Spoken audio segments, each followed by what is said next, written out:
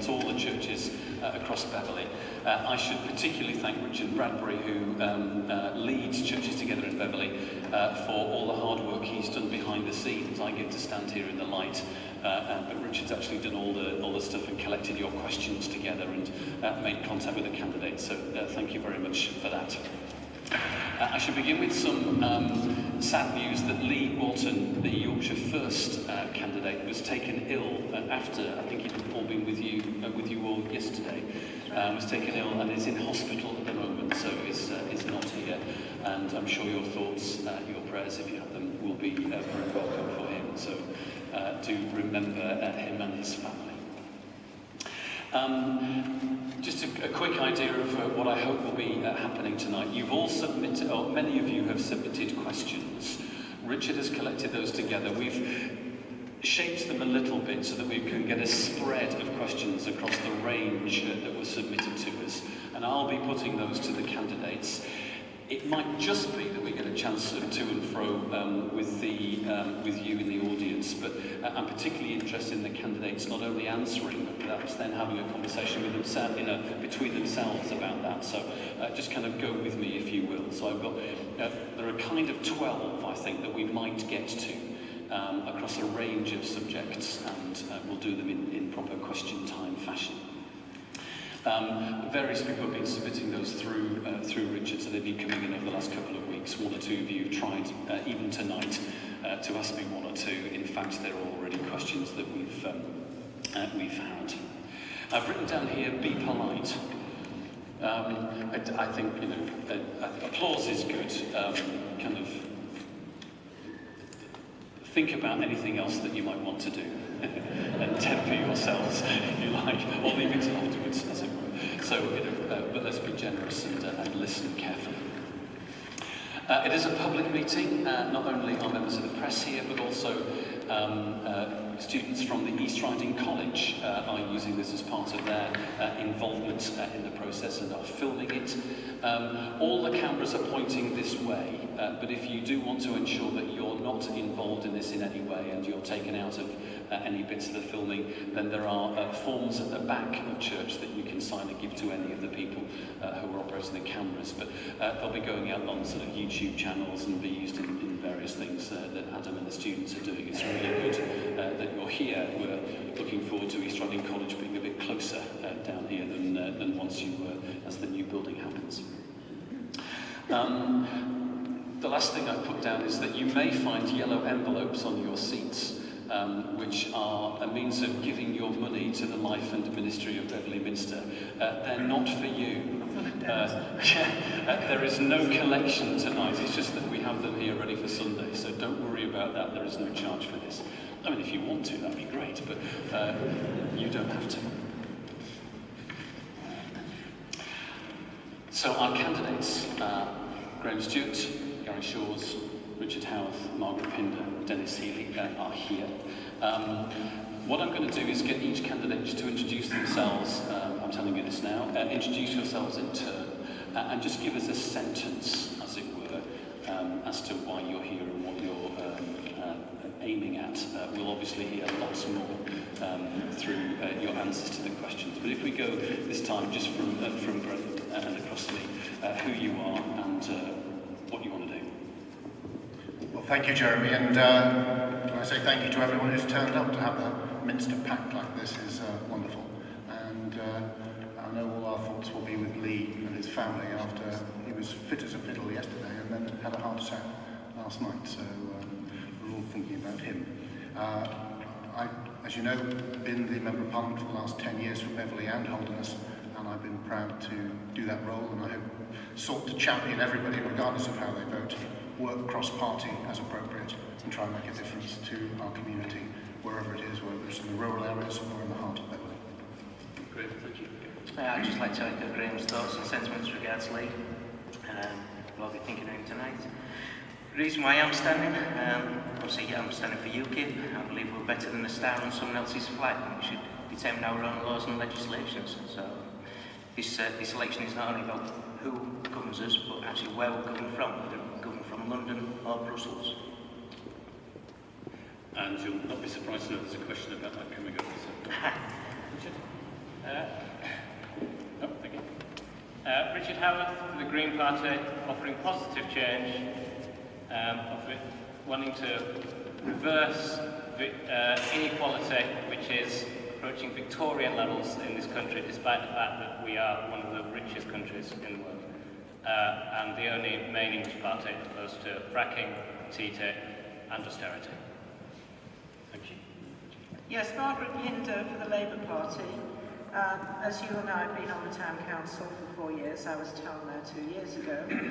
I grew up in the East Riding, so I'm a local girl, so I know this area very well. I care about it very much. In 2010, I decided that if I wanted to make a difference, I had to actually put my money where my mouth is and step up and take part in the political process. I've gained a very great deal from this country and from this area. Things that my family historically benefited from, education, health, I see being eroded. And I want to stop that erosion and bring a new change in Beverley and Holderness. We're definitely ready for it. So that's why I'm standing here.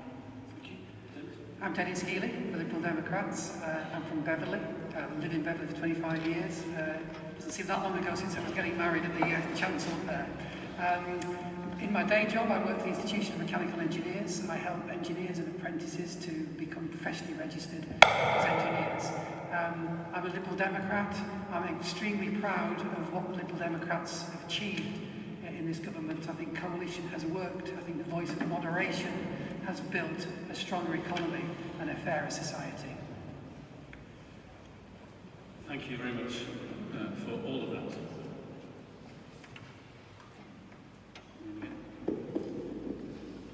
Brilliant. Just to say that my ambition is that we finish by 9. That's the other thing, if you were asking. So first question, the NHS. Is it sufficient for us to be reassured by competing promises of further funding? And so,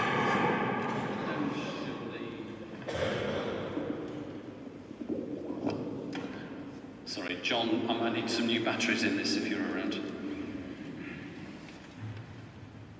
There we go. By magic.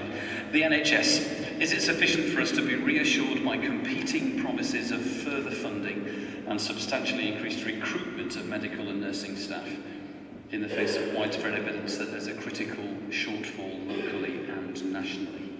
So something generally about the NHS and what promises can be made, not only about funding but also about actually personnel. I'm going to start with Graham Stewart. Thank you. Of course, the coalition government came into power 5 years ago, and it was the Conservatives alone of the major parties who had promised that the NHS budget must be defended because of an ageing population and increasing pressures. And I'm proud of the fact that it was the Conservatives who led that call, and it was the Labour Party, of course, which opposed it, said it would be irresponsible to protect the NHS budget. And since then, you've seen in Wales cuts to the budget there, where it's run by Labour, and a fall in standards there. Whereas in England, we've seen improvement in standards. We've seen nearly 10,000 more doctors, 7,000 more nurses, a reduction in the administration, and significant improvement. And many of you, I know, looking around the Minster here, were with me years ago when we marched through the town opposing the proposal of the then Labour government to shut not just the community hospital in Beverley, but in Hornsey and Withensea, every NHS bed in my constituency. We fought together, we turned that round, and I was proud to see the new Beverley Hospital open under this government a few years ago. If the NHS has been run by the Conservatives for more years than anybody else, it was of course an NHS, it was a Conservative paper in 1944 which set out a proposal for a National Health Service, and of course it was in the Conservative Manifesto in 1945. We've run the NHS for more years than the Labour Party since then, and in every election from 1950 onwards, we've had scaremongering, dishonest, deceitful claims that we were going to privatise it when we had no such plans, and in fact what we have done is strengthen it. And as the Commonwealth Fund recently found, under the Conservatives, the NHS is now the best health service in the world, and if there's another Conservative government returned with a strong economy to back it, then you can have every confidence the NHS will be there, free at the point of delivery for all of us when we have a need of it. Margaret? Well, obviously I take a radically different view, and I think the facts speak for themselves, and I think the experience of people here in the region talking to healthcare professionals paint a very different story. First of all, there's the crisis we've got in A&E. We've got over 1 million people waiting more than 4 hours for A&E. The closures to the walk-in centres have overburdened it. It's getting harder to see your family doctor. Longer waits for cancer treatment, longer waiting lists, and it simply is not the case that the level of funds that are needed are being made available. When the coalition leave office, and I mean leave office, with the NHS was in the red for the first time in a decade, with a deficit of 800 million compared with a surplus of 600 million when they took over in 2010. I think another 5 years of Tory rule we will have lost the NHS as we know it, and I think it was one of the great achievements of this nation. In 2009, 83% of UK healthcare was in public hands, and now private sector contracts account for 40 billion.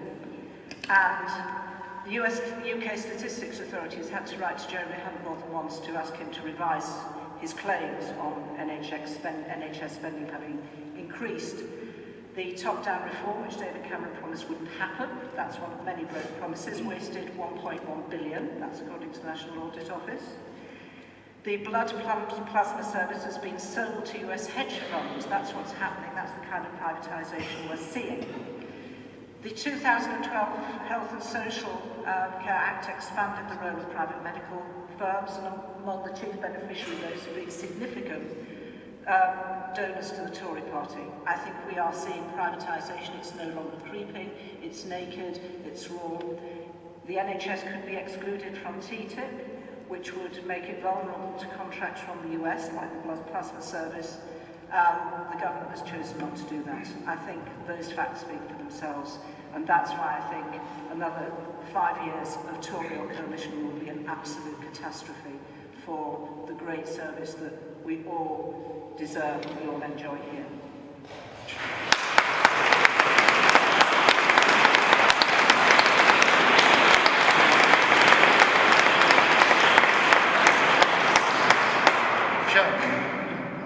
Would it be possible just very briefly to respond?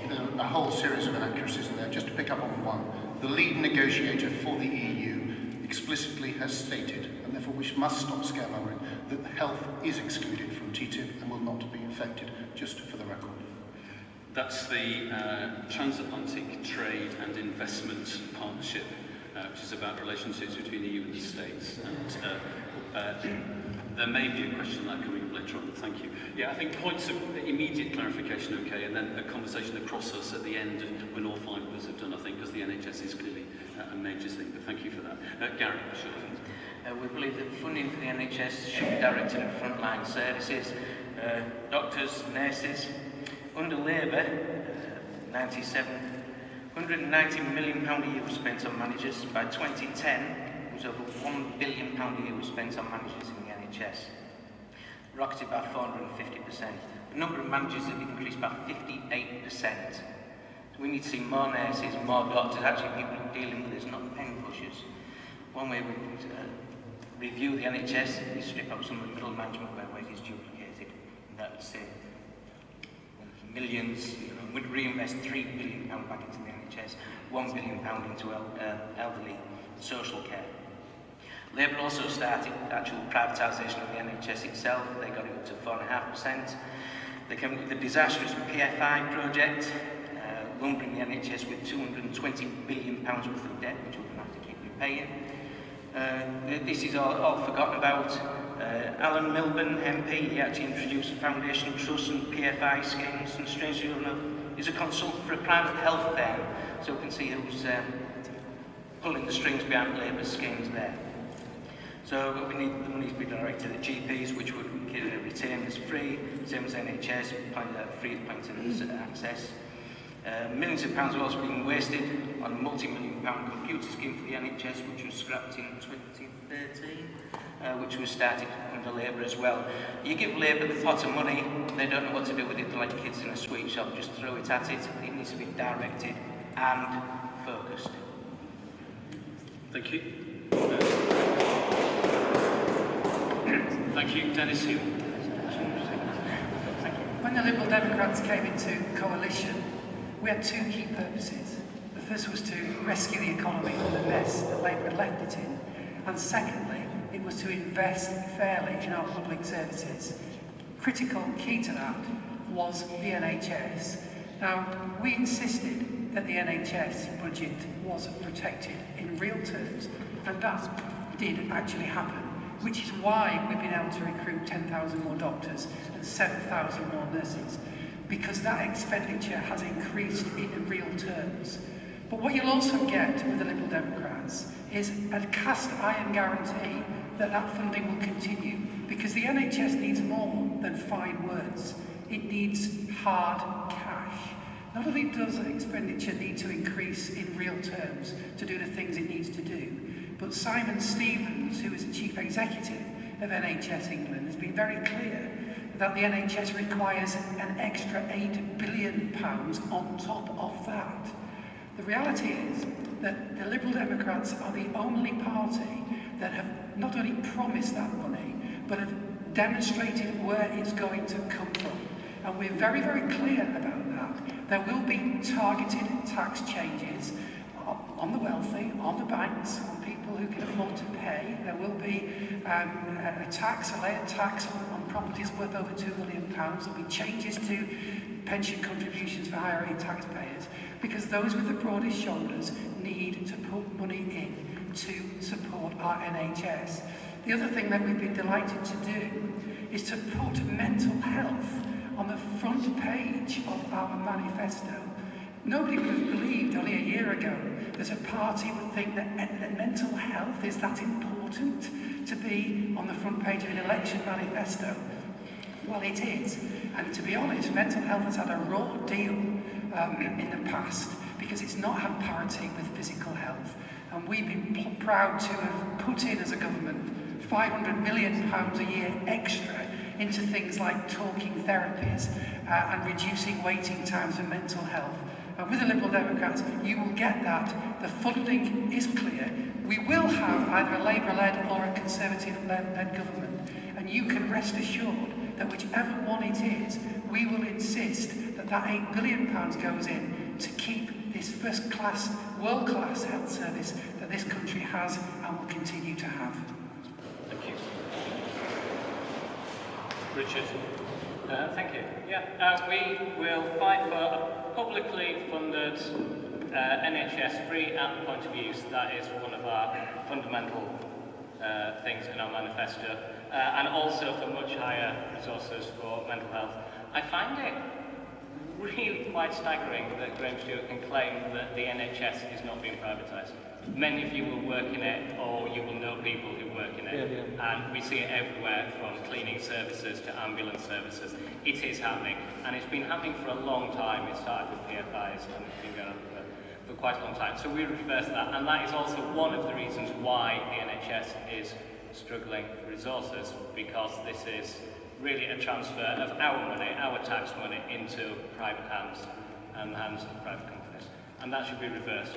The question was also about funding and how can you trust where the funding is coming from. One thing where we do differ on the other parties is, yeah, we've got a fully costed manifesto, but when other parties say it's a protected area, what they're really saying is we're going to cut funding in other areas. We've got a manifesto which clearly says, and it's quite clear, which not all manifestos are, on what areas we will cut and which ones we won't. And it's all there and fully costed. And a final mention on that, in the 2010 manifestos, all the parties laid out their costs based on how much they thought the economy would grow. And it's worth pointing out that everybody got that completely wrong, but the Green Party was the closest of all of them. And that is worth bearing in mind, because I will make some claims this evening about things that we would invest in and how we're going to do it, and it's worth remembering that that is based on realistic assumptions. Thank you.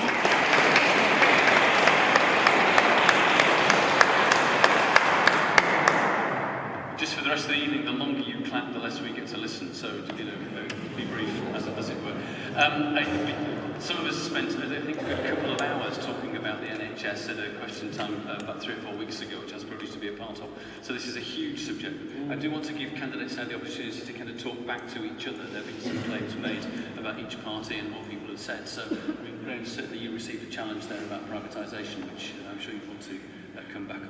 Well, the most important thing is to make sure that you have the best service delivered, that it's free at the point of use. And if Marie Curie or Macmillan Cancer can provide a better service than a publicly funded, publicly provided service, then that's a better place to be. And what we've done is put the power in the hands of GPs precisely so that they can commission the best possible service at the best possible price within what is ultimately a finite budget. But I'm delighted to say, Jeremy, that not only at the 2010 election were we the only major party that made a commitment to protect the NHS budget in real terms, but we've also said we will do so again, and we will meet in full that £8 billion a year budget required by 2020. And how will we be able to fund that?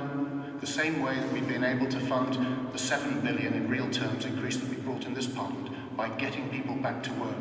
Do you remember when we were told that the Conservative policies would lead to 1 million people losing their jobs? Instead, more people have gained jobs, real jobs, full-time jobs, high-quality jobs, contrary to what you hear from so many.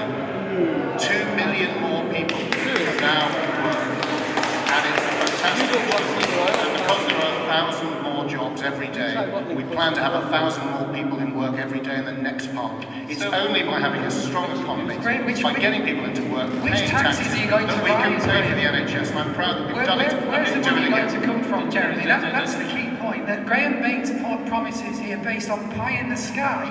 The reality is, ask him now. I'll ask you, Graham, where are you going to raise this money now? It's no good just saying the economy is going to be great, there's going to be more people in work. You do not know what is going to happen. The reality is, you have £12 billion worth of spending cuts up your sleeve. You have not said where this £8 billion is going to come from. So put your cards on the table and tell us, because I've told you the taxes that we will increase to find the money. It doesn't grow on trees.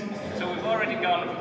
Just to say, the next question is going to be about public sector cuts. So that element of it will be coming up next. Graham to run through then, Richard.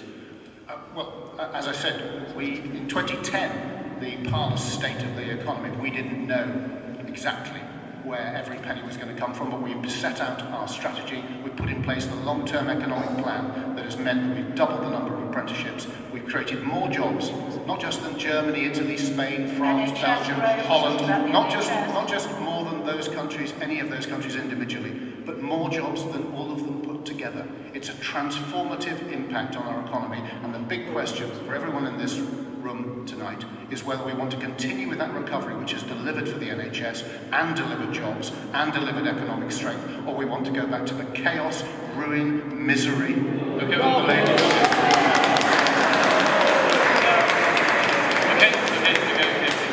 Thank you.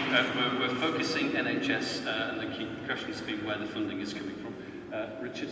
Yeah, no, I just wanted to quickly say that, so we've gone from the NHS is not being privatised to, oh, well, okay, it is being privatised, but it's to people like Macmillan Cancer Care. Does anyone really believe that the majority of the contracts that are being given out are going to charities and social enterprises? Of course they're not. They're going to huge multinational companies, often which aren't even owned by people outside this country. That's what's really going on, and that's where the money's been transferred to.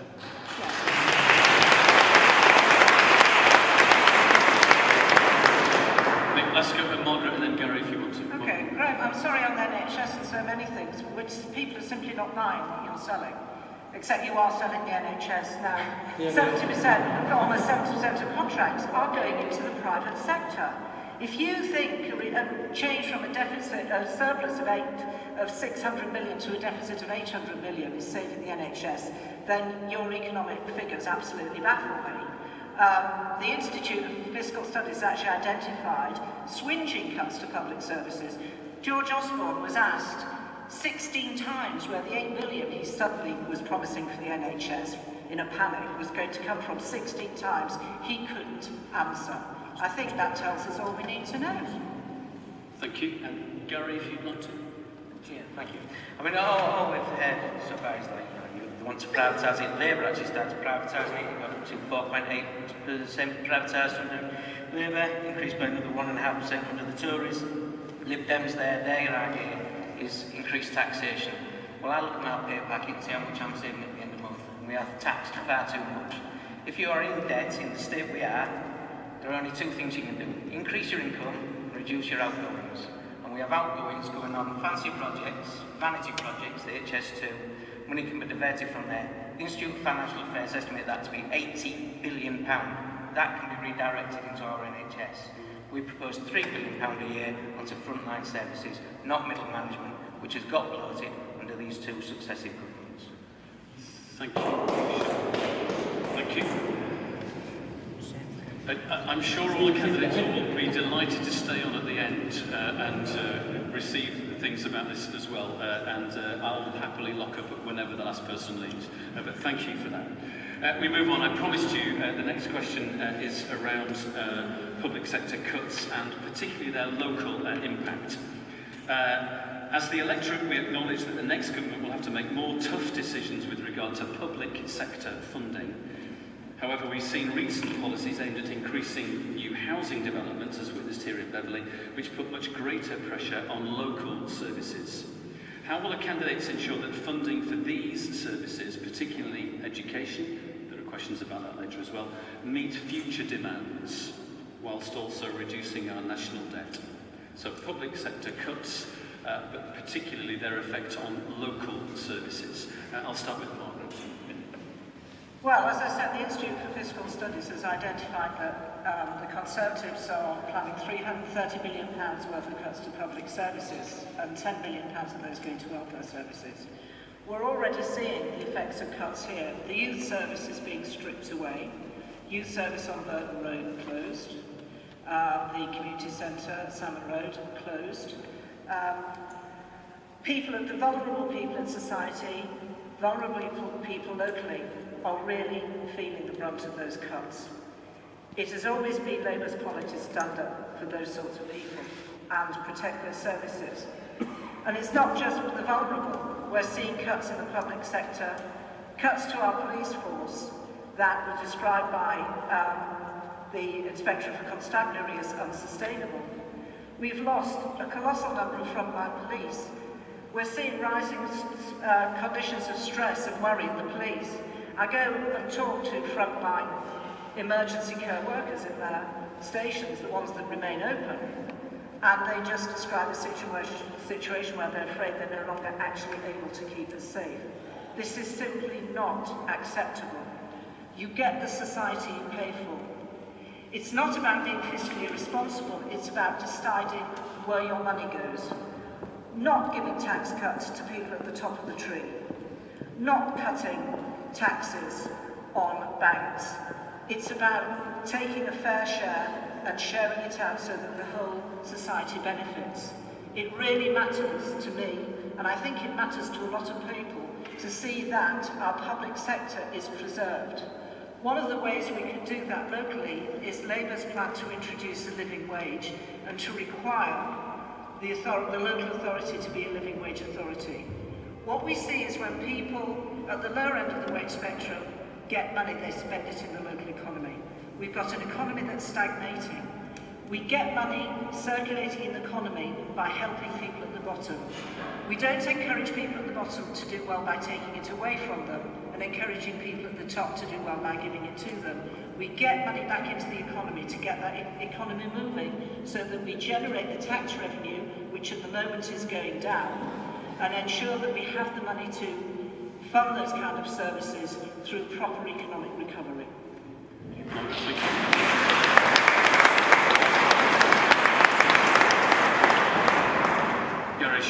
Thank you. The cuts in public services, there's been informed by the police that there's going to be one squad car which covers all of Whittlesey and surrounding areas there, so if there's an incident, at the moment they enrol there or sign on there, they will have to go and enrol, sign on, start their duty at Clough Road, then drive through to Whittlesey.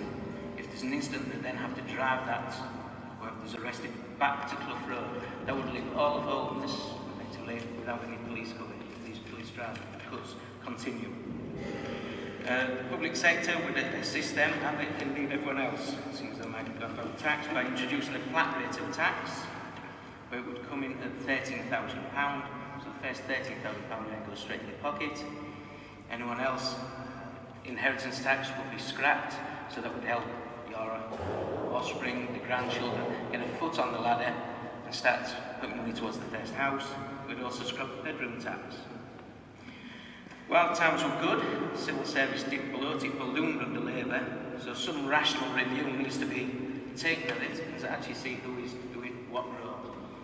Now, like in the NHS, middle management, that ballooned exorbitantly under them, so that needs stripping away. There does need to be a comprehensive look at who does what, and then see about making the savings there, and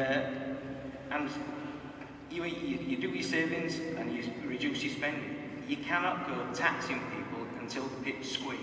Like I say, I look at my paycheck, you look at the price of fuel, luckily it's gone down, but that'll start to rocket up again. Interest rates, when they start to kick off, they'll increase, it will be nothing left and we'll be taxed. So you've got now, you can't go out and do anything. We need to start trimming on what we're spending, not just keep claiming taxation back on. Thank you. Dennis? Let's go back to the root of all this, go back 5 years. We inherited a budget deficit of £156 billion. We were borrowing more than we could afford. We were borrowing £1 for every £4 that we spent. Labour had got us into a mess. And you know what? They thought it was funny. They left a little note. Did you remember that? We spent all the money with a smile on their faces. That was the mess that they left for this coalition government to pick up.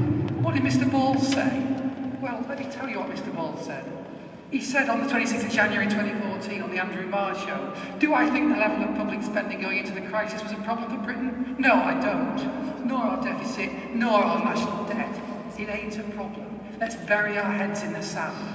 Now, we came into government, we formed a government with the Conservative Party, and the principal aim of that was to repair the mess, okay? The guys who crashed the economy, incidentally, are the same guys who want another chance now. It's not even as if Labour are saying, sorry, we got it wrong. The same people who are not even fit, really, to manage an average-sized company want to run the country again. That's the problem that we've got. Now, we're now in a situation, and we had then to think about what do we do about these cuts, because clearly there had to be some need for some level of austerity. But we wanted to do that in a fair way. We didn't want to follow the Conservative instinct of cutting. So we insisted on protecting the vulnerable in society. And our objectives and our key priorities were put into that first budget. Number one, let's invest in fairer tax. I agree with what Gary's just said. We don't want to be taxed from a pipsqueak. That is why we took 3 million low-paid people out of tax completely. People like care workers, people like apprenticeships, who are no longer paying any tax. That is why we gave the average family in this country a £900 a year increase by lifting the tax thresholds from £6,400 to £10,600. So people are now feeling that we've protected the vulnerable. And the second thing we really wanted to do was to invest in education, in our pupil premium, about trying to get rid of that difference in attainment between children from deprived areas and children in more wealthy areas. And that is why we protected the education budget. And that is why we put in the pupil premium. And that is working. And attainments are now working out and are improving. And our commitment, as you heard this week from Nick Clegg, is that is a red line for us, education. Coalition is great, and we will work with either of these two parties, but our red line is education investment. And so we've chosen our areas very, very carefully. We want fairer taxes, we want to protect education, we want to protect the health service, and we've given that commitment, and at the end of the day, we will anchor this next government in the centre ground. The coalition has worked. The Conservatives' natural instinct is to cut. We will make sure that they don't do it, as we've made sure that they didn't do it this time. And we will hold their feet to the fire over that, as we've done this time. And if we get a Labour-led government, we'll work with them to help Mr. Miliband and Mr. Bowles understand economics by having people who do know what they're doing and making sure that we keep the rein on them and that they don't revert to type and start spending this country to disaster in the way they did 5 years ago. I'm sure there will be some comeback on some of this. We're particularly talking about effective public sector cuts on local services. Well, thank you. I lost track of it. Thank you. Yeah. So just to hold us to that, and we got the chance to come back on it as well because it's a major thing. Richard Houth. I think public services are the fabric that knit our communities together, and they are being starved of funding and driven into the ground. We all rely on these public services, more or less, but the vulnerable particularly rely on them, and I think it's the vulnerable in society that have been scapegoated for mistakes made in the financial sector by problems which have still not been rectified, and we are as exposed now as we were before. We're one of the most unequal countries in the world. There is a country that's much more unequal than us, and it's the US. Now, to put our public spending and the amount that we invest in our public services into some international context, there are countries which are more equal and spend more on public services, like Scandinavia, and countries less, like the US. What the government is currently doing is a massive change in the way that this country is run by massively reducing the percentage of GDP spent on our public services to way below even the levels in the US. Do we really want to do that to our country? I don't think we do. Thank you.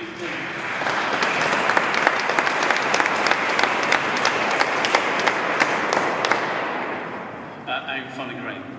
Well, the question had a very local element, and as many of you may know, I founded the Rural Fair Share campaign in Parliament precisely because under the previous government, money was skewed towards the cities. The excuse of deprivation concentrated in cities was used basically to deprive funding to the rural areas. And in fact, as I've spent the last 5 years and longer trying to convince Labour MPs of, people in rural areas on average earn less than people in cities. So they're poorer than people in cities, yet urban areas received under the Labour government 50% more funding per head for public services than did the rural areas, and that's why I've set up that cross-party campaign to fight for a fairer deal. So I'm sure we may touch on school funding a bit later, but next question. Okay, well I'll leave that for now. What we've got to do is make sure not just that the overall quantum of spending on public services is right, and that's obviously a big issue in terms of balancing the books. But Dennis was right to talk about just how bad the situation was when the government came to power. It's important not to forget that how risky the situation was with that massive deficit which Labour had racked up. And the cuts that have come to public services, in fact, are a result of that irresponsible behaviour by the Labour government. And if indeed, despite holy boys from Labour trying to shout people down, they don't listen. It's not as if illegally fly posting the town wasn't enough. You've got to shout at people. Perhaps I shouldn't wind up with people who don't need winding up. But the truth is that in order to get the balanced position which we need, we've got to get that in place. We're still overspending a massive amount, and you get a kind of Margaret and Labour, they do a sort of flip-flop thing. On the one hand, they attack the austerity, the cuts, these evil ideological cuts, and Dennis joins in and says it's the Tories' instinct to cut. My instinct is to try and have the best possible local services. My instinct is to have GPs able there to look after people. My instinct is to make sure that the disabled, the poor, and the disadvantaged are looked after in a fair society that provides opportunity for them. But I know that you don't do that by selfishly spending today money which you're going to have to pay back with interest tomorrow. That's why we're fighting every step of the way to try to get control of this monster which Labour's irresponsible spending brought about. And we're accused of being heartless for doing it. And in fact, if you look at the cost, just the interest payments on the debt now, it's moving up towards the total spend on education. It's frightening when you see it. And Labour say, well, you've doubled the debt. Well, they've set us on this astonishing trajectory of debt, resisted every single cut we've made, every saving we've tried to get. They've accused us of being heartless and said that it was a wrong decision. And then they try and turn around and point out that the debt has doubled. Yes, it's doubled because of the trajectory they left, and we are fighting like blazes with the help of the Liberal Democrats to bring it down precisely so that we can have a sustainable future, so our children and our grandchildren. That's what I'd ask people in this room to think about. When you hear people promising to be kind today by borrowing more money, all they're doing is burdening the children and grandchildren of tomorrow with a debt because they don't have the self-discipline to control themselves. And I would say to you, look at what's happened. We brought in police commissioners. Matthew Grove has been a fantastic, dedicated police commissioner. And Labour want to get rid of this locally elected person who has saved millions in the local police force, is restructuring it, and is determined to lift it from the bottom of the league tables. And what's happened to crime in this country since 2010? It's down by 20%. It's down by 20%. And what's happened to public satisfaction with local government, which has borne a tremendous amount of the reductions in expenditure. And I'd like to pay tribute to the councillors in this room, the Conservative councillors who represent this town, who've worked so hard and tirelessly to make sure, with less money, that they deliver more. And do you know what? In many cases, they have managed to deliver. You can deliver more for less if you really apply yourself. It's exactly what Labour doesn't do. And if you want one final example, just a local example, go and see the new Hessel High School. I haven't been there myself yet, but that is under the Priority School Building Programme. It's been built under this government. It's coming in at less than £20 million, and it's a first-class facility. Go into Hull and you will see an even more impressive building, the Sirius Academy. Fortunately now it's an academy, it's got a great leader, it's doing a good job. It cost £48 million and it's about the same size. Labour wasted money like you wouldn't believe. Don't let them back in to do it again. Thank you.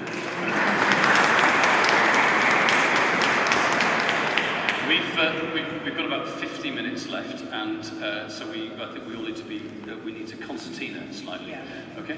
But I do want to enable a bit of comeback of this, because again, public sector and cuts and how it affects us locally is pretty key. I would just say to those of you supporting any party, that your candidate will have the chance to shout back, and you don't have to, okay?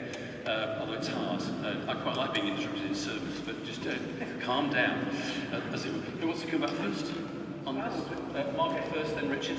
Can I just ask you, do we have a question on the economy coming up?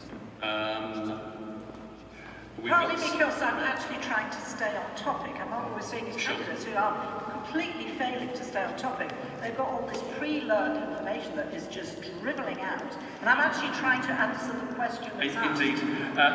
If we get to it and we're disciplined, we've got something on productivity and the economy, and also something on the tax system. Right, because I do want to answer it, because it's just been raised too many times. So I apologise if I'm here to go on topic. Okay. Let me give you, I'm just sick of hearing Labour's record on the economy. It's the great Tory line.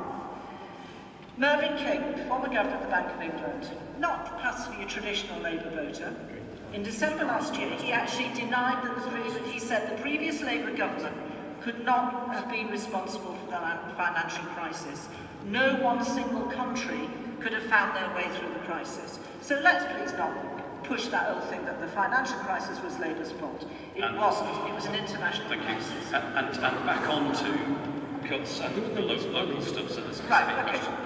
But I would still like to go back to that, because that's the thing that keeps coming out all the time. We are absolutely seeing in the striding that local services are being strip-mined all over. The local council has got a policy of selling off a huge portfolio of assets to try and disguise their cuts. Those are assets that are being paid for with money charged to you in your council tax. That's disguising the extent of the cuts that are coming, because trust me, after this election, they're going to be a lot harder, they're going to be a lot deeper. On the town council, we've had to employ 2 of our detached youth workers just to keep some level of support for the youth services in the town that deal directly with young people. That's just one example of the kind of things we're facing locally. And if the development in Beverley goes on, we're not seeing investment in the infrastructure, surgeries, basic infrastructure like that. Schools are going to be absolutely swamped. Longcroft School being sold off for development potentially. What about when the population will increase as anticipated? Where are the primary schools going to be built? Where are the playing fields going to be that we need for our young people? I think you know what the answer is going to be. Thank you, Richard.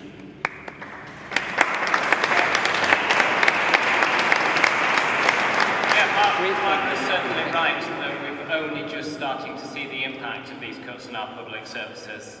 Sometimes people think, oh, I'm not going to bother voting, nothing changes. Well, things are going to change, and they're going to get a lot worse unless we change direction.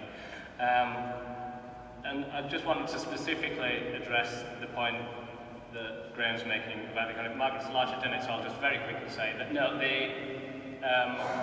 the crash in the economy was caused because of an international crash, and that was caused by the banking industry running out of control.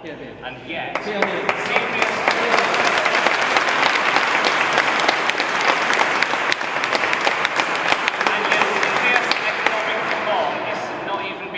about, we need to separate the banks on the high street from casino banking. They provide a useful service for your credit cards, but that shouldn't be attached to investment banking. And there's been a long period of time where this could have been sorted out and they haven't. And well, why is that? Where are the vested interests? And I think the clues are in things like when the post office was sold off, our post office, without us being asked, it was sold off £1 billion too cheaply, and the hedge fund owned by George Osborne's best man netted £36 million. Yes. Thank you.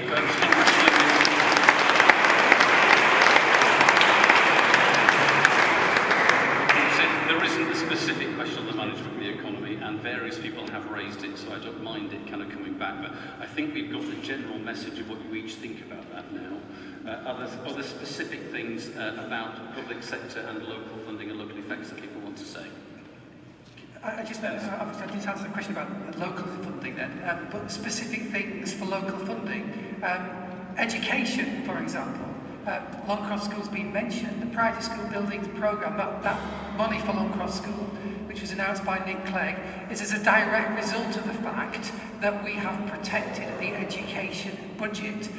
So that's a good example of local funding. And where funding's needed, we talked about mental health. Again, it's a big passion of mine, that. But we don't have provision in the East Riding now for children's mental health. The West End unit, which was in Hull, is no longer there. So that kind of thing is the sort of thing that funding for mental health services will go into. And one final point, Richard, the banking sector, the casino banks, if you like, and the high street banks, that has actually happened in terms of making those into separate entities, and that was something that Liberal Democrats drove pretty much through Vince Cable. Thank you.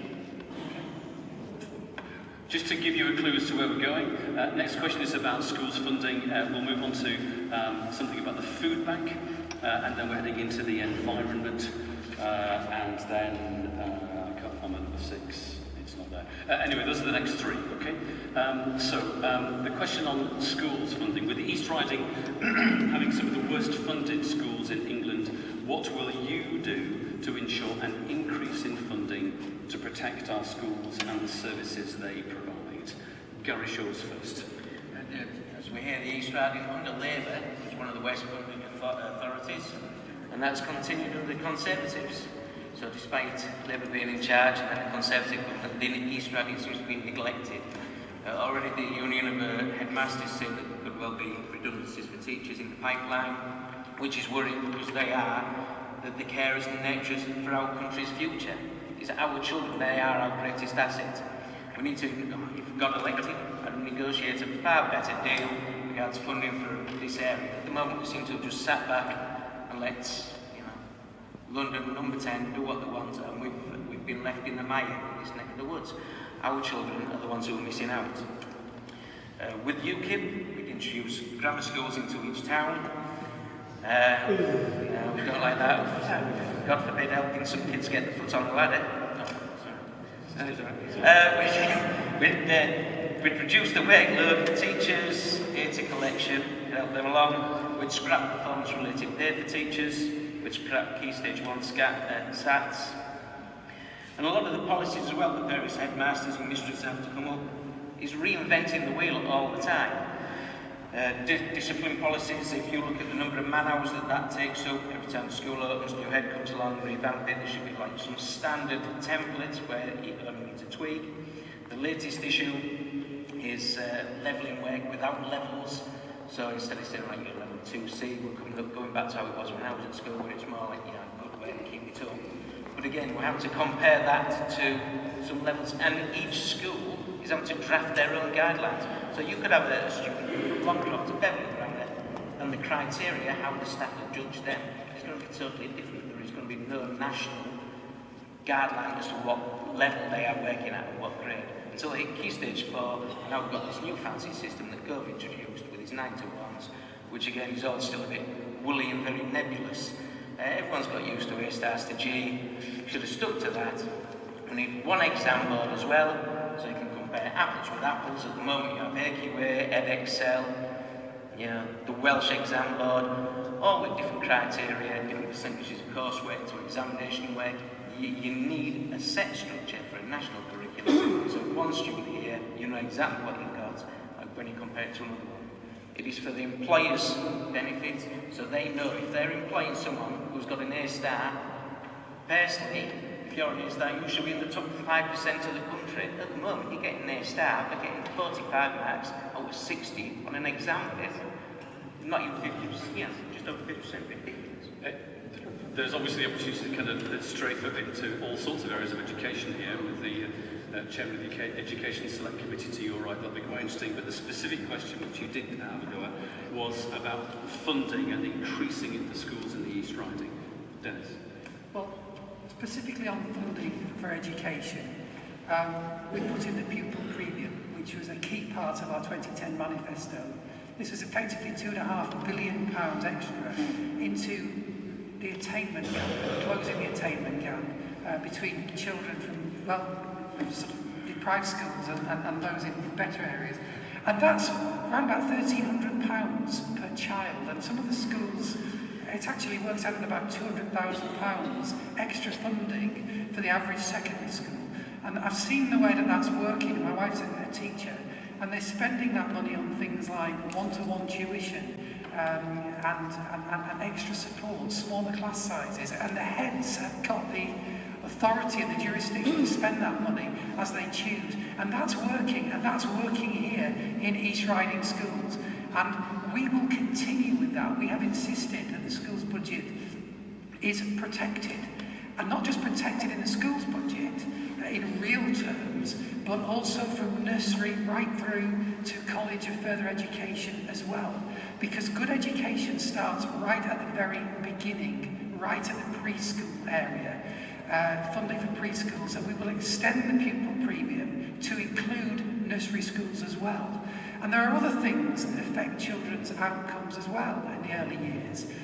So we've, for example, increased the amount of free childcare that is available so that parents can take advantage of that and give those children the very best possible start in life.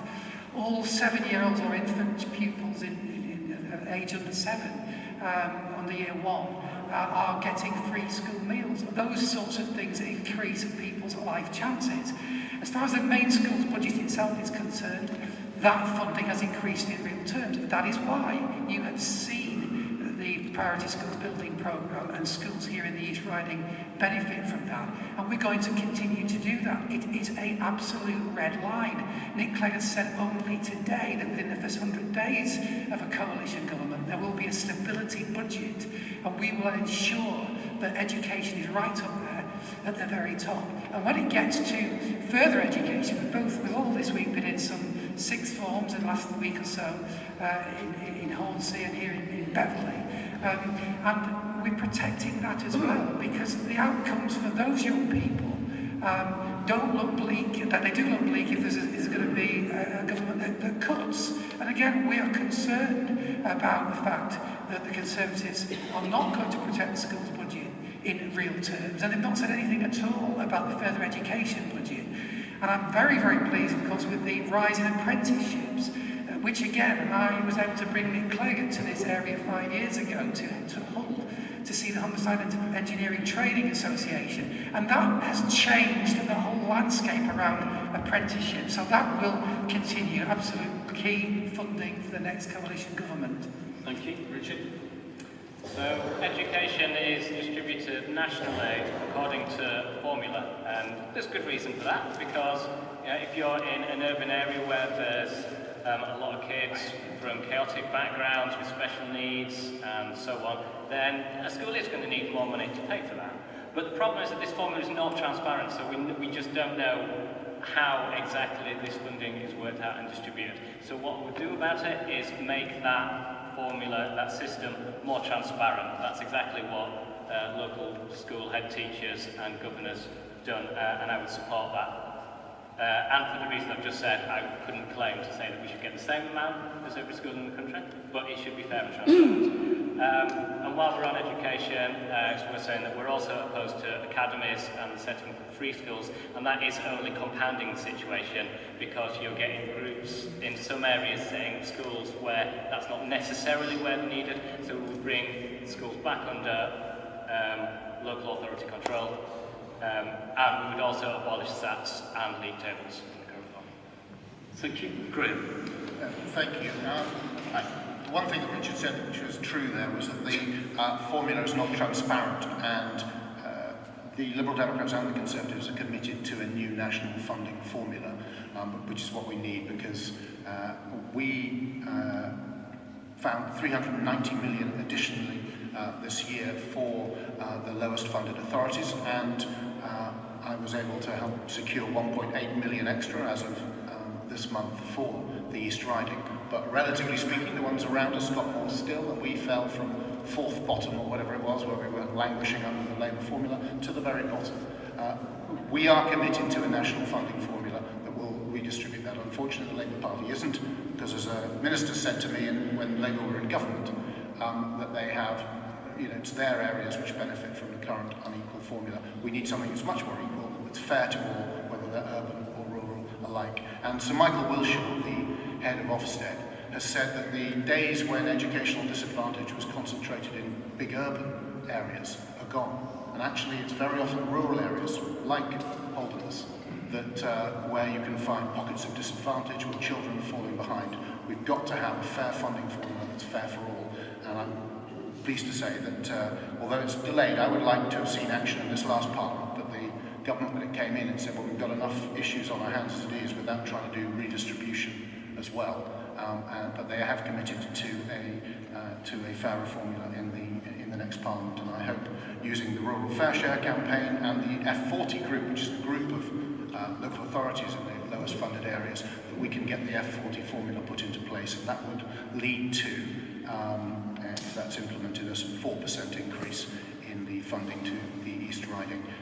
But I'm proud of what has happened educationally under this government. We have seen the pupil premium, which was a Liberal Democrat policy, but we were proud and pleased to support. We've closed the gap between rich and poor. We had one of the greatest correlations in this country between being born poor and doing badly at school compared to other countries. We've actually closed that gap from the gap left behind by Labour, so we are getting more socially just outcomes. And one of the most important elements of that, of course, has been the academies movement. You go to Hull, and you looked at there, we had generation after generation of children being let down, and the academies movement there, more than half of primary schools in Hull now are academies. You see the group of schools around the Collingwood Academy there. It really gives you hope for the future, because you've got challenge, rather than what you get from the hard left, from the Greens and from the Labour Party is take what you're given. What the state provides, you should just take. And we've ensured that it's state funded, it's free at the point of use, but actually there's challenge in the system, and that challenge is providing hope and opportunity to communities in East Riding and in Hull, and most of all to the poorest. And we have closed the gap, we've made it more rigorous, we've made sure that more poor children are doing the vital subjects which have the greatest currency when they go into the world of work. Thank you, Graham. Margaret. Right, well, sorry, but education matters hugely. Education got my family out of poverty. I went to Wolverton Comprehensive School, had a great education, went to Cambridge, where I finished my degree. My daughter went to the high school here, had a terrific education. We have local schools that do fantastically well, but I don't know how much longer we can keep that up under the current funding. Graham talks about a fair funding formula. A fair fund, he just even wants a different one. If you're so interested in rural affairs, on the question why they abolished the agricultural wages formula, that's off topic. Well, it's reasonable to give more funding to schools that need more money, to the children who need more money. Fairness is not about giving everyone the same thing. What we have now is a government that introduced allowed unqualified teachers into the classroom. We now have 1,500 children in the East Riding being taught by unqualified teachers. I think that's a scandal.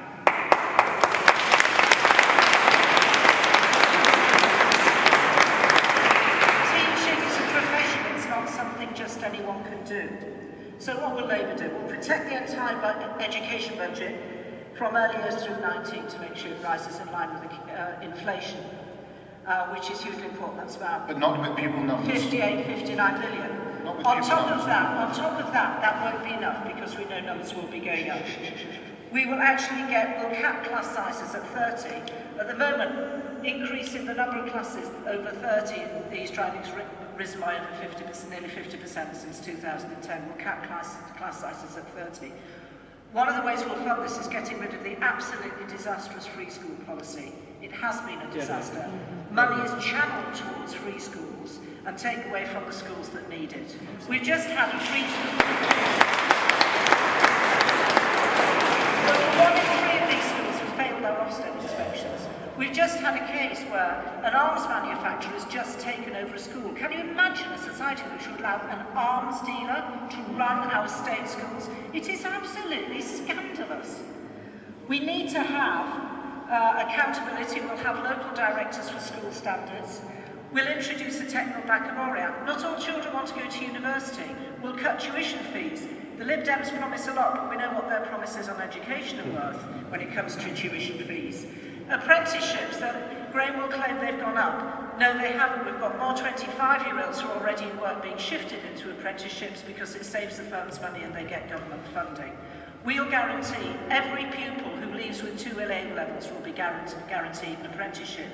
And when it comes to funding this, we have a triple-lock guarantee. Everything in our manifesto is funded, and it has been accepted as such by the authorities, which I will come back to on the economy. We have positive investment in education. We recognise the value of qualified teachers. We recognise the importance of smaller class sizes. We recognise the importance of offering proper opportunities to children, and also training for teachers so they can develop specialisations like teaching children with special needs. Those are the kind of things we need, and those are the kind of things that Labour will promise to these schools in this area so that we don't let our children down.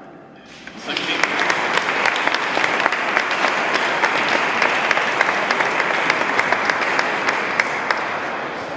Again, we could spend all night on this, and I want to move on to some other topics. I probably should have declared an interest as a governor of 2 East Riding schools. It's kind of it's the day job for many governors, as many of you know too. I would just say there was a particular deliciousness that one of your schools, Hustings at Beverley Grammar School, took part during the Grammar's Ofsted inspection. So you were kind of Ofsteded in all that. But we need to move on. Jeremy, can I come back on something? Because Margaret did raise a specific issue there on tuition fees. And I would... No, if I may. The truth hurts a lot of times. No. It's a big accusation has been leveled. Dennis, Dennis, it's only because there's lots of other topics. I think we've covered a range of stuff in education. So I would like to move on. And I'm going to move on to the environment. There were 2 questions which I want to go into one. And if you can be reasonably concertinaed in this, that'd be good. Your views on onshore wind farms and fracking. And where am I? Dennis, if you can start on this, that'd be great. So onshore wind farms and fracking, you may stray into wider environment things, but they're particular things for us in East Riding. So Dennis. Onshore wind farms, I think, have about reached the level that saturation. I know there are more planning applications in, but I really feel that the green belt is already full. What I'm very, very inspired about are the opportunities for offshore wind farms. And the work that I'm doing in my day job with companies like Siemens, for example, who are investing very, very heavily here, is absolutely fascinating. The amount of money that they're spending and the skilled engineers that they are needing to recruit to erect these huge constructions out in which they'll be actually building in Alexandra Dock and then taking out to the North Sea. to the banks out there, the shoals where they will be putting these. Dogger Bank is the name I was thinking of. And there are literally going to be hundreds and hundreds of these. And I think this is a far better solution to the renewable energy situation than building more onshore wind farms. I'm delighted with the amount of renewable energy that the Liberal Democrats in government have been able to sort of preside over. Something like 15% of our electricity is now supplied by renewable sources, and the goal is to achieve 20% by 2020, and we're well on track. We won't achieve that by building more onshore wind farms, but we'll make a lot of progress on the offshore wind farms. Fracking. On fracking, I believe that we would be wrong to turn our backs on something there which is admittedly a fossil fuel, but it generates a whole lot less CO2 than coal. And our vision is to try and reach a carbon neutral Britain by 2040.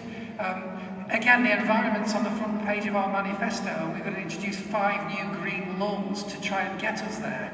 But the point is this: you cannot move from where we are now to a zero carbon Britain in one fell swoop if you do not also exploit the opportunities that there are to use fossil fuels which emit less carbon dioxide. And shale gas does that. And I believe it would be not sensible just to listen to the lobby, the environmental green lobby, that have basically come up with all these scare stories about the fact that it's going to cause earthquakes and it's going to contaminate the water supply.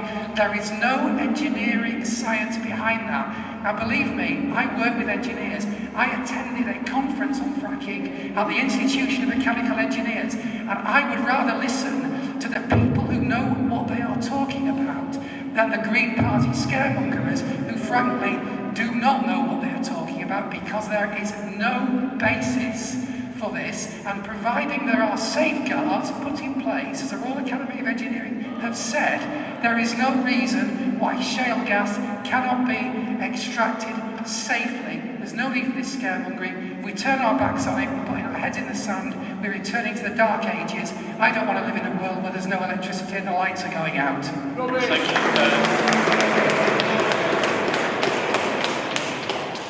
Poetically, I'd already decided Richard from the Green Party next. I'm delighted, well, climate change in general, I'm delighted that all the other main parties have signed a climate change pledge that says that the future of life on Earth as we know it is one of the most important things that we're facing.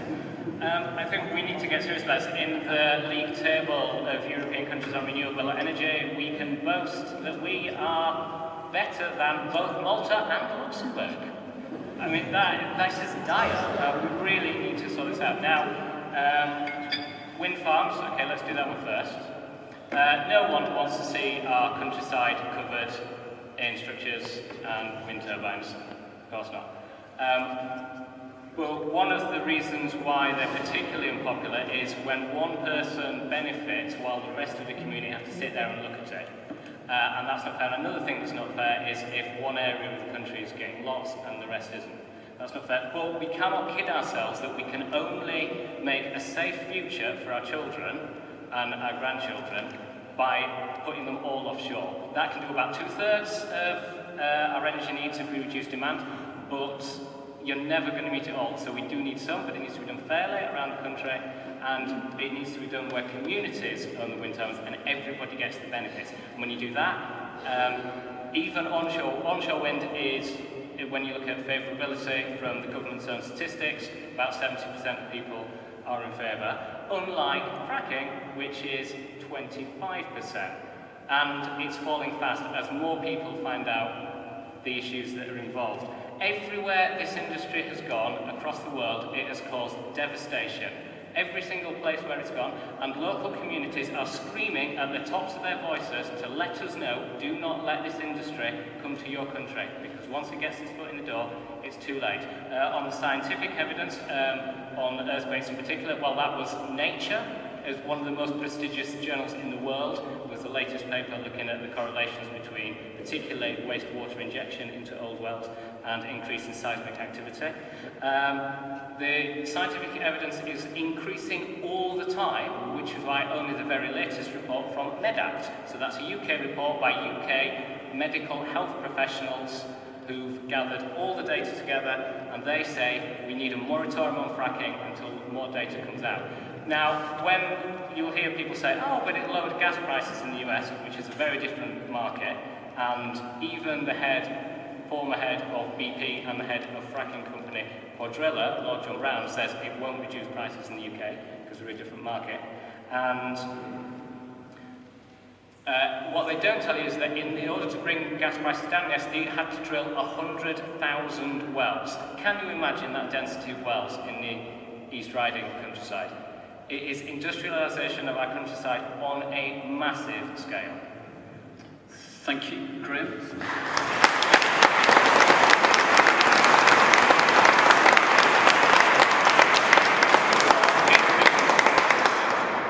Global warming is one of the greatest risks we face, and we have to take those risks seriously.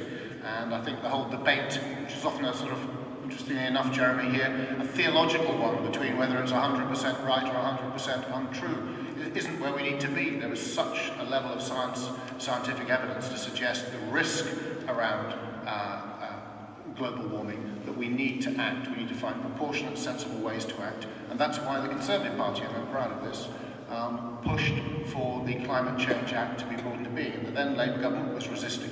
And then a combination of kind of community groups, Friends of the Earth, strange allies for the Conservative Party, I know, the Greens and others pushed, and actually the then government was forced to do it. And we now have a framework in place, and there seems to be less talk about it, but it's important that we have that framework in place, because for the first time in human history, last year, a major economy grew significantly and significantly reduced its climate emissions.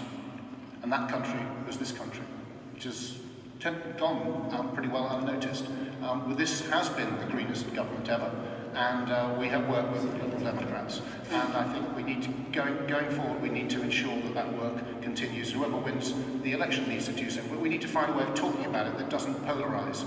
It tends to, people get forced into one camp or the other, and in truth it's a risk which we need to manage, and we need to do whatever we can. And where we can invest in things like in housing in a rural area like this, it's difficult, but where we can invest to reduce energy use in homes and in buildings, then we're actually going to reduce fuel poverty, and we're making a contribution to the climate. There are a lot of practical, sensible things which we can improve. The government's worked out, and it needs to do more. On the specific questions of onshore wind farms, I'm not opposed to onshore wind farms, but I think imposing them on communities where they feel that it's totally against what they want is wrong. And I've always believed that you will get more if you allow local communities to have the final decision.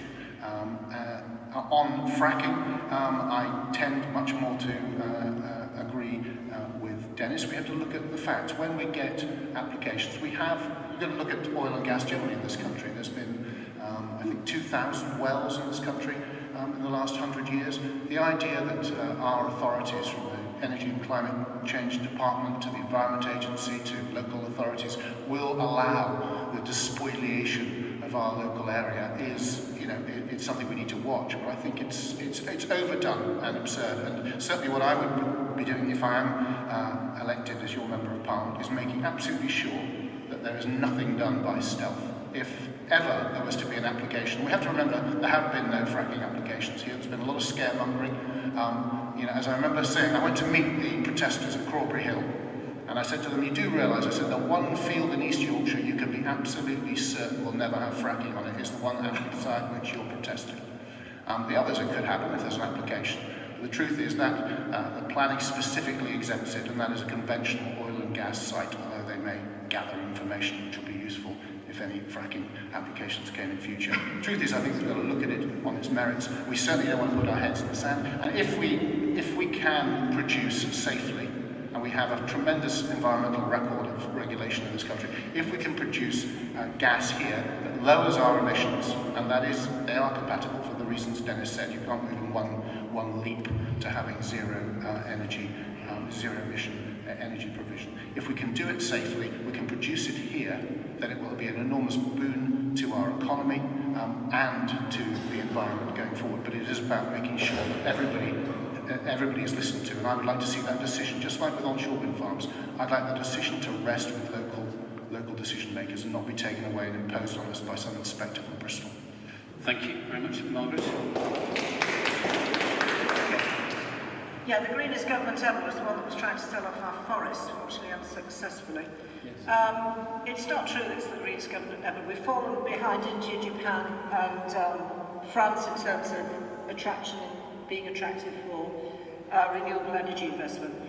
Wind farms, I think they're better offshore than on. I think we've seen quite a lot here. I think we're very fortunate to have the Siemens contract. That is a good thing. We do need to explore renewable energy. We really do.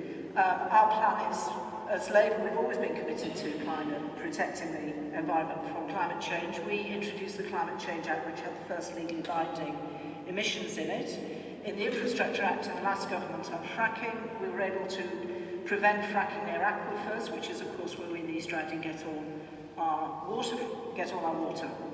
Fracking, I think I would personally like to see a complete moratorium on fracking. That's not Labour policy.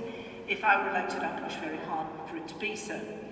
I've lived in America, so I know exactly how popular fracking has been up there, how unsuccessful it's been, and now they're reeling back. Kind of places that are now banning it. Germany, Nine Danker. The Germans are nobody's fools, they've banned it. The French have called a moratorium. Texas, I mean, what a place. This is the land of oil. Texas has extraordinary values. You can buy a gun, you can't buy a vibrator, but they banned fracking. That's absolutely extraordinary. You know, they obviously know exactly what we do. Just intruding on a private brief there. So I think our green credentials are very strong. We need to actually have a joined up. The environment is not just about energy, it's about building houses that fit better and better BREEAM standards, that we actually have houses that require less energy. We want to actually reduce carbon emissions. We want to actually have, ideally, a carbon neutral economy, at least a low carbon economy. And I think that it's important that we have the kind of values that think that's important, that we actually do have a balance of, in government it's always a balance of ills. I think that fracking is an ill. I disagree with Dennis. I have spoken to a lot of experts who actually think it's an absolutely catastrophic and dangerous thing. No, they're not drilling for fracking. They're not fracking out there. They're making exploratory wells to see if fracking's possible. So those are kind of weasel words. We know what's really going on. Yeah, thank you. That's my view. Thank you.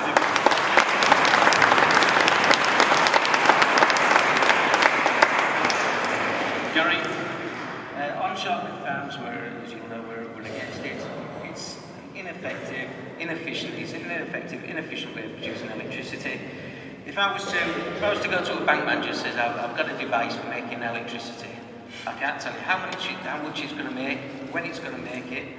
If you wanted it on demand, I can't supply it then because it's not windy. When are the best times of year that you want the most electricity? It's when it's winter, cold, you've got an anti-cyclone sitting off the country, so it's a still day, snow's coming down, you want it heating on, no wind. I drive past Lord Sheffield's patch on the South Bank quite regular most days. A number of days you see them, you can count them on one hand that you see him counting in a month really, and he's getting a lovely handout from the government. It's a bad choice.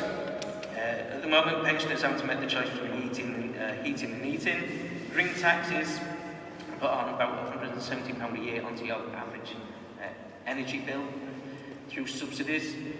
There are other issues as well. There's wind farms that are proposing to go near Bridlington. There's been various people looking into it, and I'm led to believe it's going to interfere with Staxton radar station as well. To stop it doing that, a device has to be added to the station, and the MOD has failed to do that still. So the east coast of Britain, this wind farm, when it starts going up, will have an ineffective radar at Staxton, because the device that needs to overcome it hasn't been installed as yet. And we do need an energy mix. We believe that we should have more nuclear. We don't want to rely upon the Russians for gas. We don't want to be importing wood chips to keep the Greens happy, importing wood chips from Canada. because of course, you load it onto a ship and all that diesel that it burns, that's very environmentally friendly, selling halfway around the world. When I went to Drax last year, they're actually importing coal from Chile. So, we've got coal underneath the ground here. One of our policies was to revitalise that. At the moment, I believe it's the government's energy department sends millions away to Chile to help subsidise the production and mining of their coal fields, while we have them here abandoned. As for fracking, our policy is for fracking. It should be in the right place, away from residential areas. We've seen that situation on that clip on TV where an American turns his tap on and the gas comes out of his water tap. That is because it was some farmer who thought it'd be a bit smart and have a go at drilling up his own gas. Well, he also drilled for his own water as well, so when it went down, he didn't do it properly, he just drilled the borehole straight through it. So that's why there was gas coming out. It was an incompetent fool who didn't know what he was doing. So fracking, when I've looked at the research and I've spoken to experts, same as Dennis, I'm led to believe that in the right place, in the right location, it is the option. Because when the lights start going out, people will want coal or gas or some source of energy, but we aren't going to get it from wind power. Thank you. I'm going to move on. I'd love to get 3 more in before 9 o'clock. We're talking about less than a minute each. 45 seconds each, but let's see. What are your views on forming a coalition or a less formal agreement with another party in the event of that kind of election? Let's start with Dennis. Well, I think this coalition has worked. The doomsayers were saying it wasn't going to work 5 years ago. They were all wrong. It's worked. We have created a stronger economy and we have created a fairer society as well. And the point is this, that in a coalition, and we know it's going to be either a Labour-led government or a Conservative-led government, the Liberal Democrats can work with either of those parties and we can anchor them in the middle. And I think that generally people are pleased that there has been a government that has actually worked, that people can talk to each other, that, okay, people have got different agendas and compromises had to be made. And we didn't get all the things that we wanted, but we got a hell of a lot of them. We got the things like the pupil premium and the fairer taxes. We didn't get the things like the tuition fees, but we got a lot of what we wanted, and compromises had to be made. And if there was a coalition government, we would anchor it. The Conservatives have a tendency to want to cut public services, and we can make sure that they don't. They didn't want to raise tax thresholds to give people tax cuts. They wanted to give tax cuts to inheritance tax cuts. 10 so seconds. we held them to that. We can continue to do it. And finally, as a Labour government, we can help them manage the economy because they need the help to do that, and we'll stop them borrowing, and I think people welcome that moderation. Done. Thank you. Well done. Gary? We don't believe in a coalition. We would support any legislation that was going through if it was long or agreed with the policies that we agree with. But if legislation is going forth, we don't agree with it, we would vote it down. That would be the best way of doing it. You vote for the party you believe in. You didn't vote for a coalition, despite what they tell you. You didn't get a choice of 2 MPs. You had to vote for one. So you vote for the one you actually believe in. And then it's up to them to justify their position when they're down there pushing for their policies and their agenda with whoever happens to be in government. If you happen to agree with them or slightly disagree, you go for a change and push through that legislation. All this, we're going to vote for a coalition, is absolute nonsense. The Lib Dems, they'll jump into bed with anyone. What we jump into bed with you, Gary, that's for sure. Look who you jumped into bed with, and you've got the dog's fleas. And as for the SNP, we're going to end up with the tail wagging the dog, because Miliband will do a pact with the devil. Thank you. All sorts of theological language tonight. Margaret? Right, well, yes, the coalition. I mean, the joke was always, what does Nick Clegg stand for? And the answer was, whenever David Cameron comes into the room. I don't think the Lib Dems have got what they wanted out of the coalition at all. It is actually possible, and historically it's happened, that you can have minority governments. I think we live in interesting times. All bets are off. I don't know what's going to happen in May. But I think the Lib Dems, who are now looking at an endangered species, and I think the Greens should take great efforts to try and preserve you, because I quite like Lib Dems, but not in government. We have ruled out any coalition with the SNP, so let's not raise that one. I think the most dangerous one, and one of the more likely ones, is the Tories and UKIP. There's lots of muttering there. I think a minority government works, but you have to be able to do deals with people. Politics is about being pragmatic, and I think that that's what's going to happen. So, although the Lib Dems may be the bisexuals, apparently, of the political scene, but they don't even fancy UKIP, I think that we actually are looking at quite an interesting complexion down the line, but no coalition with the SNP. Thank you. Graham? Thank you. Well, like Dennis, I think the coalition has been successful. I think a Conservative majority would have been more successful. It didn't need anchoring in the centre ground from Dennis, and it didn't need the Johnny-come-latelys to tax reduction to the Liberal Democrats to get the Conservatives to want to lift people out of tax. And that's one of the best things we've done. 6,000, 6,500, whatever it was you started paying tax when Labour left office. Now it's £10,600, and we want to lift it in the Conservative Party manifesto to £12,500. So that people on low pay, people who single mum who can work a couple of days a week, keep all their money, rather than that monstrous machine. You remember Gordon Brown created, where they took money from people on relatively low pay, took £1 off them to hand them 70p back. What we don't, we basically, I hope there'll be a Conservative majority. If there isn't, then we can work with the Liberal Democrats, and we've proven we can do that in the national interest. The other alternative is going to be Ed Miliband. His only way to get into power is going to be with the SNP. All the polls suggest that, and therefore we're going to have the SNP, Nicola Sturgeon, Alex Salmond is going to be re-elected. You're going to have Alex Salmond with all his wily skills, pulling the strings of a weak and inexperienced Labour frontbench, and it's a frightening prospect. It's chaos under them, or continued progress under the Conservatives. Thank you. Richard? Yeah, I think this is a really exciting election, isn't it, as far as these things go. Politics in the UK is completely changing, and it's becoming more diversified. I think that's a really good thing, and I think it more accurately reflects the diversity of the country. We would probably not go into coalition. We would do things on a vote-by-vote basis, but one thing that you can be certain of is that we would never support a Conservative government. Thank you.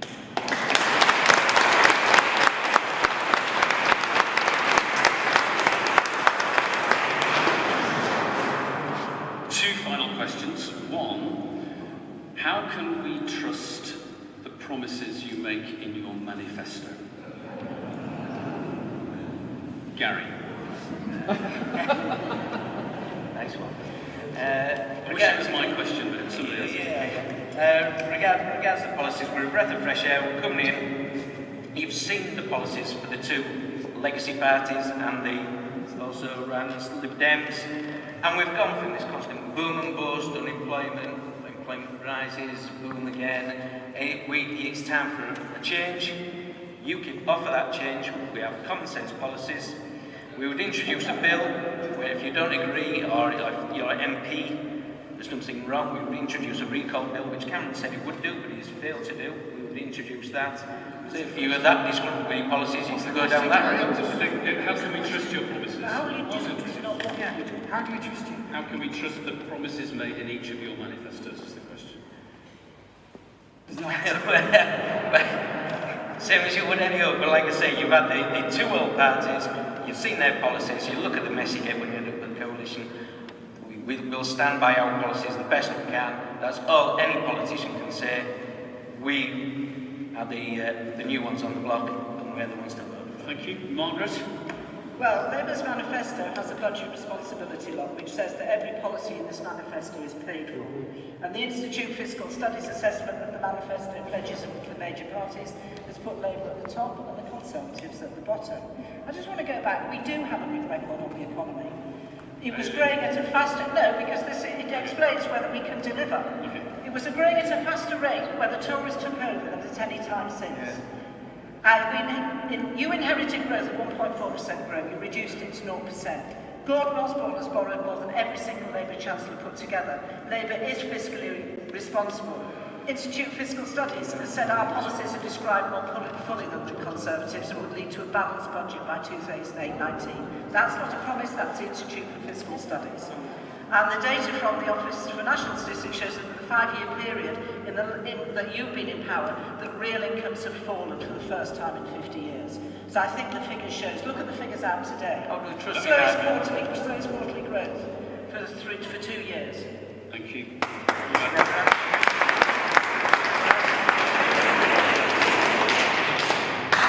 Graham Stewart. Well, I will try to answer the question. How can you trust the promises we make? I think judges saw on our record. And that's a record of 1,000 more jobs every day, of closing the gap in educational outcomes between rich and poor.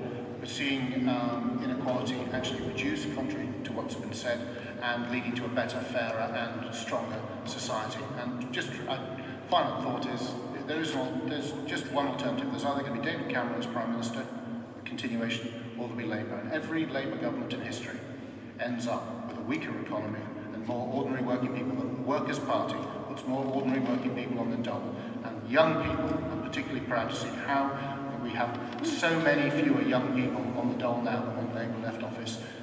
Even in the boom years, people were left neglected and stuck on benefits. Now we have it reduced to a record low. And unemployment in this constituency 2 weeks ago fell below 1,000 for the first time. It was over 2,000 when Labour left office. Remember that before you cast your vote. Thank you.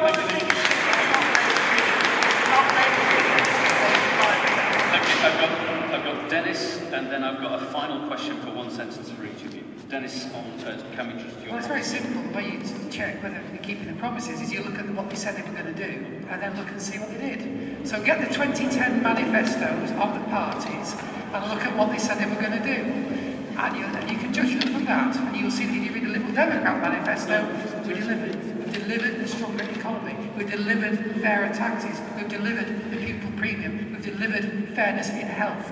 There were some things that we tried to do that we didn't do because there was a coalition. So the answer to the question quite simply is look at the promises they made, judge them by the record. If you look at ours, you'll see that we had a good fist of it and we're proud of what we've achieved.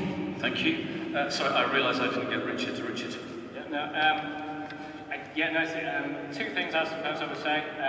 Vested interests that we don't have. We're not funded by huge companies or rich donors and that kind of thing, which is why we'd like to see political funding come generally from taxation, which then makes you less influenced by other influences, whether it's from trade unions, big companies. And the other thing is look at the record of Caroline Lucas, what a fantastic MP she's been in. We've got hundreds of councillors working hard up and down the country and Green MVPs.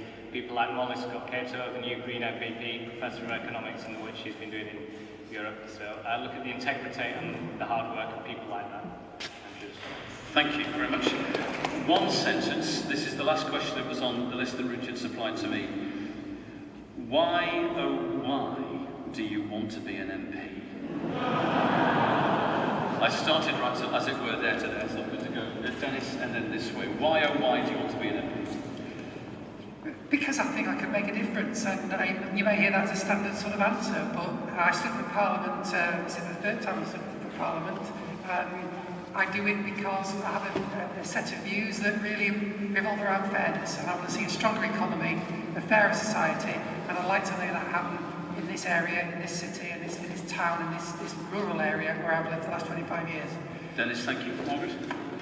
Because you come to think sometimes when you're ready for them. I'm not a career politician, I've wide experience, I've worked all over the world.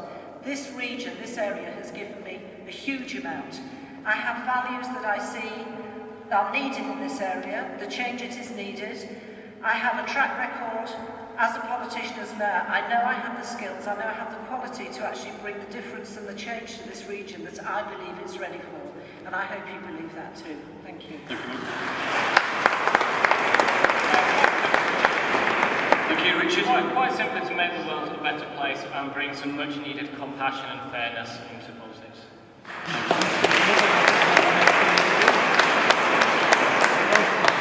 Gary? I look around the country, I speak to people, I see how we've all been let down, the wool's been pulled over the eyes by the legacy parties.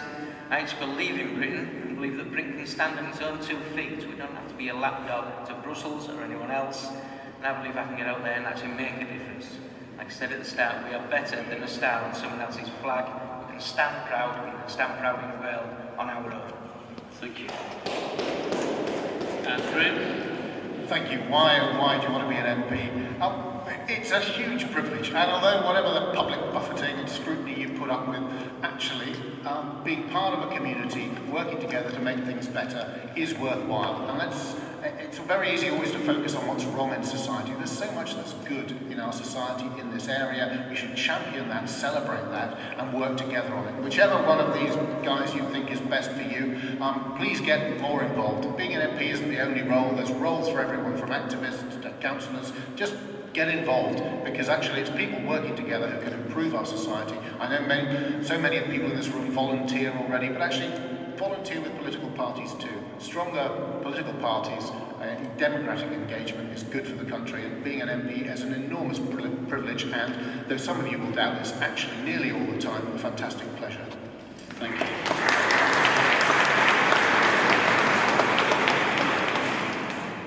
Thank you for that question, whoever asked it, because I think it's rather wonderful and a great way to end. Thank you for your attention, and thank you particularly to our candidates who engage with each other in all sorts of ways, personally and happily, and then kind of get the political swords out where necessary. But it's been a really collaborative and helpful thing altogether. I'm sure the conversations will continue. Can I thank you, and would you now thank finally our candidates for all that they've given us?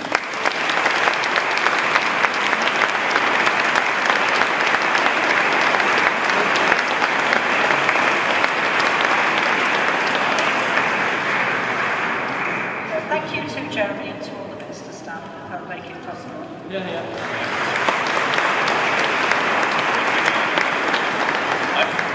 I just had to take a choice about certain questions, and I wanted to get other things in, so apologies for certain questions didn't get asked, but thank you for your thanks, and do keep